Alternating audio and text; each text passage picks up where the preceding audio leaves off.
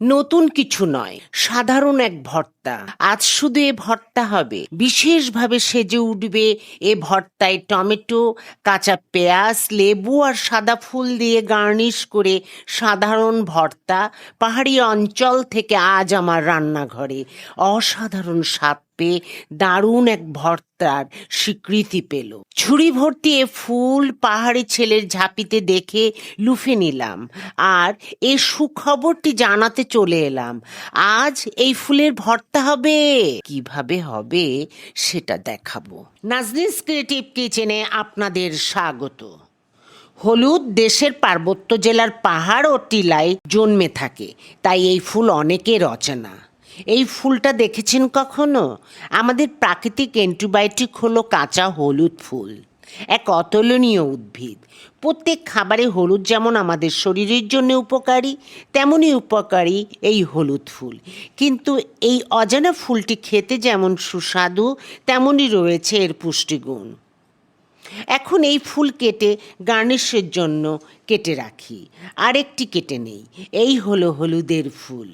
হলুদের রং হলুদ হলেও এ ফুলের রং সাদা, দেখতে অনেকটা কচুরিপানা ফুলের মতো। আমি শক্ত ডাঁটাটাও নিলাম, সিদ্ধ হবে না জানি, তবু অ্যান্টিবায়োটিক হিসাবে বিবেচনা করে হলুদের সবটাই নেব এখানে। এবার দুফালি করে কুচি করে নেই ফুলগুলো এভাবে সবটাই। এবার সবগুলো কেটে ফুলগুলো রান্নার হাঁড়িতে নিয়েছি। এখানে দুটো রুই মাছ টুকরো করে কেটে নিলাম। আপনারা যে কোনো মাছ দিয়ে করতে পারেন। 10টি কাঁচামরিচ দিলাম, মরিচের স্বাদটা একটু বেশি হতে হবে। এই রান্না আমি পাহাড়ি মেয়ের কাছ থেকে শিখেছি। 1 চা চামচ আস্ত জিরে দিলাম। এই জিরে মুখের স্বাদ বাড়ানোর জন্য আমি ব্যবহার করেছি, এটা রেসিপিতে ছিল না। 1 মুঠো পেঁয়াজ দিলাম। যেহেতু হলুদ ফুল সেহেতু 1/2 চা চামচ অল্প হলুদ দিলাম। লবণ 1 চা চামচ, তেল 3 টেবিল চামচ। আমি এখানে ডুবো পানি দিলাম। এবার ভালো করে নেড়ে দিলাম, দেখি লবণ ঠিক আছে কিনা। অতিরিক্ত 1/2 চা চামচ লবণ দিলাম। এখানে এরকম 4টি ফুলের জন্য 1.5 চা চামচ লবণ লাগবেই। এবার আমার মাঝারি চুলার হাইটে হাঁড়ি বসিয়ে দিলাম। হাইটে পানি শুকিয়ে এমন অবস্থায় আসবে, হাঁড়ির গায়ে ভর্তা সামান্য পুড়ে লেগে ধরেছে।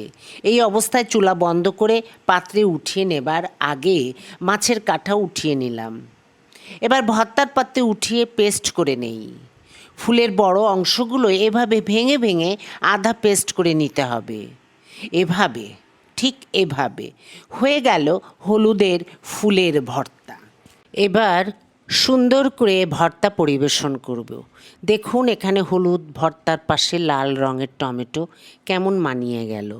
পেঁয়াজও 3টে গোল করে কেটে দিলাম। টমেটোর পাশে রাখি হালকা হলুদ রঙের লেবুর ফালি। আর সবশেষে যে ফুলের ভর্তা করেছি সে ফুল দুটো ভর্তার পাশে সাজিয়ে নেই। আপনারা এভাবে ভর্তার পাশে আপনার পছন্দ মতন সালাদ দিয়ে সাজিয়ে পরিবেশন করতে পারেন। এখানে নানান রঙের সেজে উঠেছে হলুদ ফুলের ভর্তার পাত্রটি, দেখতে অসাধারণ লাগছে।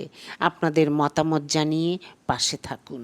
হলুদ ফুলের এ ভর্তা আমাকে শিখিয়েছিল দিনা চাকমা। দিনার প্রতি রইল আজ আমার শুভেচ্ছা।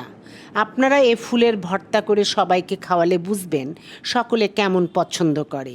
এছাড়াও ত্বকের উজ্জ্বলতা বাড়াতে হলুদ ফুলের জুড়ি নেই। শত শত গুণে সমৃদ্ধ এ ফুলের ভর্তা।